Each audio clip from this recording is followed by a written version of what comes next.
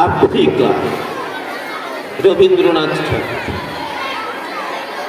উদ্ভ্রান্ত সেই আদিম যুগে স্রষ্টা যখন নিজের প্রতি অসন্তোষে নতুন সৃষ্টিকে বারবার করছিলেন বিধ্বস্ত, তার সেই অধৈর্যে ঘন ঘন মাথা নাড়ার দিনে রুদ্র সমুদ্রের বাহু প্রাচী ধরিত্রীর বুক থেকে ছিনিয়ে নিয়ে গেল তোমাকে আফ্রিকা।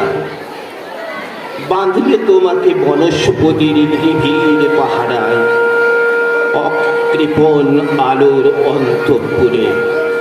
সেখানে নিভৃত অবকাশে তুমি সংগ্রহ করছিলে দুর্গমের রহস্য, চিনছিলে জল স্থল আকাশের দুর্বোধ সংকেত।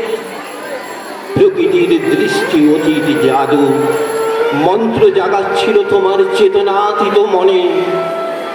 বিদ্রুপ করছিলে ভীষণকে বিরূপের ছদ্রবেশে, শঙ্কাকে চিনছিলে হার মানাতে, আপনাকে উগ্র করে বিভীষিকার প্রচণ্ড মহিমায় তাণ্ডবের দুন্দুভিবে না দে। হাই ছায়াবৃতা কালো ঘোমটার নিচে অপরিচিত ছিল তোমার মানব রূপ।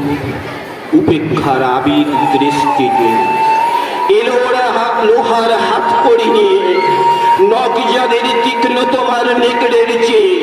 এলো মানুষ ধরার দল, গর্বে যারা অন্ধ তোমার সূর্য হারা অরণ্যের চেয়ে। সভ্যের বর্বর লোভ নগ্ন করল আপন নির্লজ্জ অমানুষতা। তোমার ভাষাহীন ক্রন্দনে বাষ্পাকুল অরণ্য পথে পঙ্কিল হল ধুলি।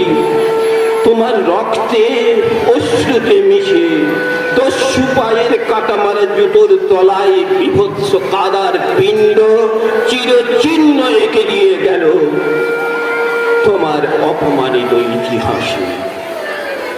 সমুদ্র পারে সেই মুহূর্তে তাদের পাড়ায় পাড়ায় মন্দিরে বাজছিল পূজার ঘণ্টা। সকালে সন্ধ্যায় দেবতার নামে শিশুরা খেলছিল মায়ের কোলে। কবির সঙ্গীতে বেজে উঠেছিল সুন্দরের আরাধনা।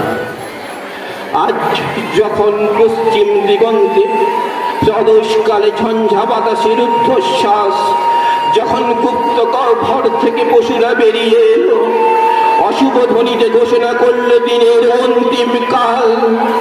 এসো যুগান্তের কবি, আসন্ন সন্ধ্যার শেষ রশ্মিপাতে দাঁড়াও ওই মান হারা মানবীর দ্বারে। বলো ক্ষমা করো, হিংস্র পলাপের মধ্যে সেই হোক তোমার সভ্যতার শেষ পুণ্যবাণী।